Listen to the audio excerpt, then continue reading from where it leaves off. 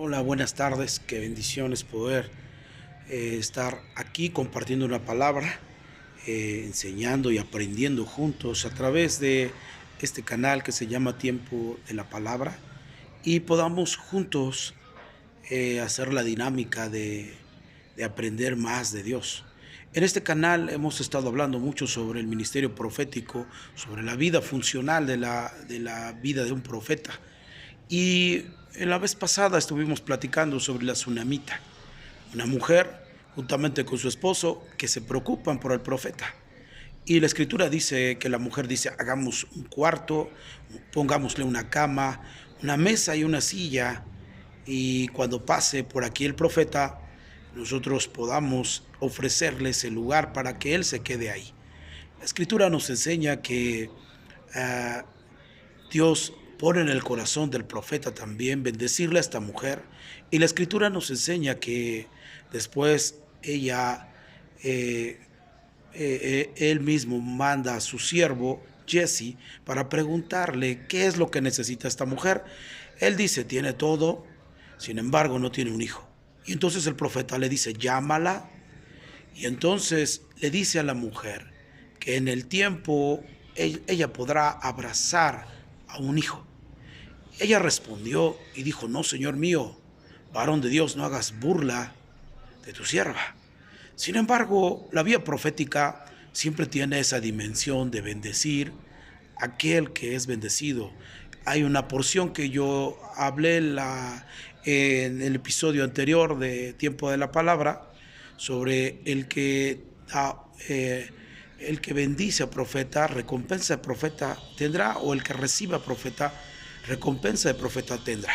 Y aquí una de las características de la vía profética es precisamente demostrar el poder de Dios, lo que Dios quiere hacer, que ya está en el cielo dicho, pero Él tiene la revelación de un diseño para poderla bajar aquí a la tierra y poder ser funcional con ese ministerio aquí. Entonces creemos que Dios ya tenía en su mente bendecir a esta mujer, pero utiliza al profeta Eliseo para solamente darle un hijo. A través de que ella honra un ministerio profético, Dios pone en el corazón de este profeta llamado Eliseo para bendecirle. Y él le dice claramente con esa voz profética, por este tiempo abrazarás un hijo. Y ella dijo, no, Señor mío, varón de Dios, no hagas burla de tu sierva, porque era difícil que pudieran tener. La escritura nos dice así en el verso 14. Dice, ¿qué pues haremos por ella? Y Jesse respondió, he aquí que ella no tiene hijo y su marido es viejo. Interesante, para un ministerio profético, las palabras que van a emitir del cielo hacia la tierra precisamente son aquellas palabras que son difíciles de creer. Tiene un marido que es viejo, ella una mujer que ya no tiene esperanzas para poder tener un hijo, pero aquí es importante notar que el corazón de ella es siempre servir a los ministerios o a los siervos de Dios. Y esto genera que Dios bendiga la vida de esta mujer de una manera en la cual ella pueda sorprenderse, porque quizás ella tenía dinero, ella tenía autoridad en su país o en el lugar donde ella estaba, sin embargo no tenía un hijo. Y esto es lo que yo creo que un ministerio profético fluye para bendecir aquellas cosas que son imposibles de recibir. Quizás todas las demás cosas, como esta mujer, tenía un buen testimonio en su ciudad, tenía una autoridad, tenía dinero, quizás había trabajado, pero el ministerio profético actúa en aquellas cosas que no pueden ser posiblemente humanas recibirlas, sino desde la perspectiva de Dios en un canal de lo sobrenatural. Y entonces él le dice claramente, dile que venga. Y entonces se para en la puerta con esa voz profética y le dice, al año que viene, por este tiempo, abrazarás un hijo. Y esa fue la palabra profética. Y mire por favor, el verso 17 dice de Segunda de Reyes, capítulo 4, verso 16, claramente nos enseña. Verso 17 dice, la mujer concibió y dio a luz un hijo al año siguiente, en el tiempo que Eliseo había dicho. Y esto nos lleva a entender que el ministerio profético siempre trae cumplimiento cuando es Dios a través de ese profeta.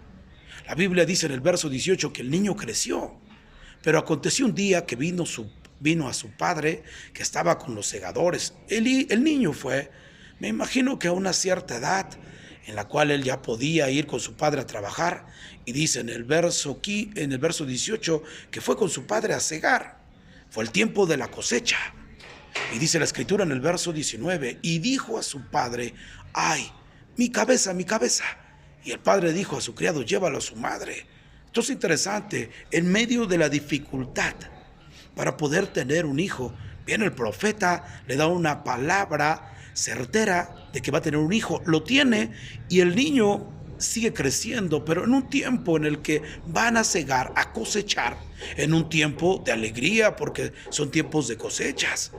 Y entonces dice la escritura que el niño empieza a decir: mi cabeza, y el padre dijo al criado: llévalo a su madre.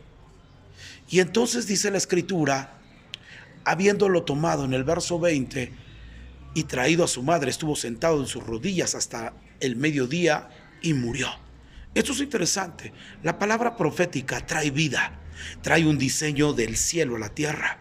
Lo que quiero tratar de decir es que en el cielo ya estaba promocionado un niño para la tsunamita. La actitud de su corazón solamente acelera lo que Dios quería hacer. Pero aquí es muy interesante que veamos que en medio de la dinámica en la que el profeta suelta la palabra, esta mujer recibe y mira crecer su promesa. De repente aparece la muerte. Y a veces tenemos que contar que en medio de las situaciones perversas y adversas que nosotros vivimos por medio de recibir una palabra de Dios, siempre encontraremos dificultades para que esa palabra pueda permanecer en nosotros. Y este es el caso. En este pasaje nos enseña que debemos de permanecer creyendo en su palabra, que si Dios lo dijo, lo va a cumplir.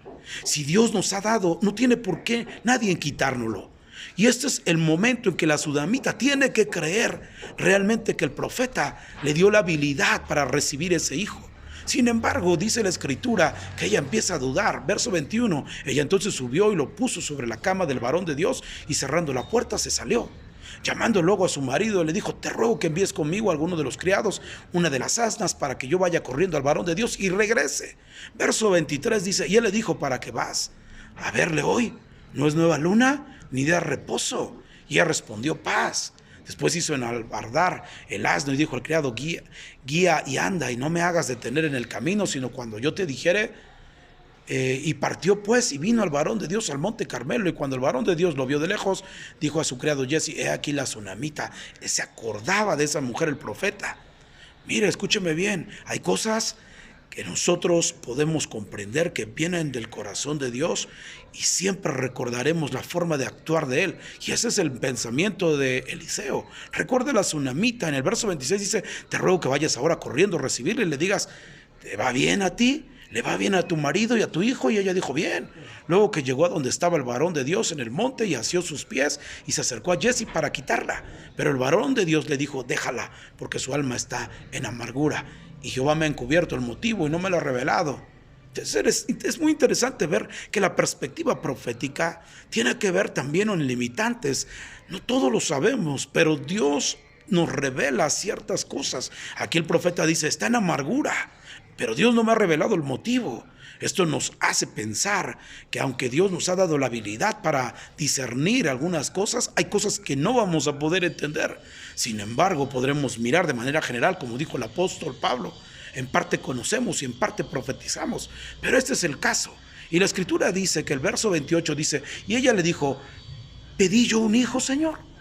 Y ella entonces está reclamando porque no entiende lo que Dios está haciendo. Lo que Dios quiere es que permanezca la promesa en ella, creyendo en que realmente fue Dios el que le envió ese hijo. Pero entonces ella llega a reclamarle y le dice: ¿pedí yo un hijo a mi Señor? Yo dije que no te burlases de mí.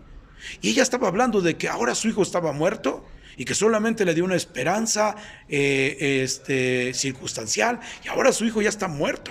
Primero le dio la felicidad, pero ahora le da una actitud de tristeza y de amargura. Y yo quiero decirle una cosa: cuando Dios le bendice a través de una palabra profética, jamás Dios la llamó con esa palabra a dártela para maldecirte, sino para bendecirte. Y eso es lo que nosotros debemos de entender, que en medio de esa palabra y en medio de su cumplimiento vamos a tener que luchar para permanecer con esa palabra poderosa en nuestro corazón, porque el enemigo va a querer arrebatar esa palabra. Y eso es lo que pasó con la tsunamita. Pero en el verso 29 dice: entonces dijo a Jesse: ciñe tus lomos, toma mi báculo en tu mano, ve, y si alguno te encontrare, no lo saludes, y si alguno te saludare, no le respondas, y pondrás mi báculo sobre el rostro del niño. Lo que le está diciendo es que nada te impida ni te distraiga, sino solamente cumple con mis órdenes para que puedas resucitar ese hijo. Porque Dios se lo había dado a la tsunamita y nadie se la podía quitar. Verso 30. Y dijo la madre del niño: vive Jehová y vive tu alma, que no te dejaré. Y él entonces se levantó y siguió a Jesse. Había ido delante de ellos y había puesto el báculo sobre el rostro del niño, pero no tenía voz ni sentido. Y así se ha vuelto para reencontrar a Eliseo. Y se lo declaró diciendo: el niño no despierta, sigue muerto. Aún que Eliseo había preparado a Jesse, sin embargo Jesse tenía varias cosas que no había podido entender. Verso 32. Entonces, venido Eliseo a la casa, he aquí que el niño estaba muerto, tendido sobre la cama. Entrando entonces, cerró la puerta tras ambos y oró a Jehová. Interesante, no metió a su mamá ni tampoco a su siervo Jesse, sino él entró, cerró la puerta y oró a Dios. Esto es muy interesante. Una cosa particular de la vía profética es precisamente intimar con Dios y saber lo que Dios desea a través de esta circunstancia difícil que está pasando la tsunamita. Pero en el verso 34 dice: después subió y se tendió sobre el niño, y poniendo su boca sobre la boca de él y sus ojos sobre sus ojos, sus manos sobre sus manos suyas, así se tendió sobre él, y el cuerpo del niño entró en calor. Esto es interesante. Dice que se tendió sobre su niño, poniendo su boca sobre la boca de él. Él está hablando palabras de aliento, de vida, porque el profeta trae palabras de vida y no de muerte. Y pone su boca sobre la boca de él. Y dice la Biblia que pone sus ojos sobre sus ojos. Los ojos del profeta son ojos visionarios para mirar la vida que Dios quería meter a la vida de él. Poniendo su boca, una palabra profética de vida, ojos de visión de lo que Dios quería hacer con este pequeño, y sus manos sobre las manos suyas. Las manos significan poder. La Biblia dice que entonces puso sus manos, se tendió sobre él, su cuerpo del niño entró en calor. Toda esa vía profética trae vida. La vida profética siempre trae a lo muerto vida. Y eso es lo que nos enseña este pasaje. Verso 35, volviéndose luego se paseó por la casa una y otra, después subió y se tendió sobre él nuevamente, y el niño estornudó 7 veces. Interesante, vuelve a hacer lo mismo y después el niño estornuda, resucita estornudando 7 veces. Y eso, número 7 significa perfección. Y abrió sus ojos. Entonces llamó Jesse y le dijo: llama a la tsunamita. Y él la llamó, y entrando ella le dijo: toma tu hijo. Y así que ella entró, se echó a sus pies, se inclinó a tierra, y después tomó a su hijo y salió.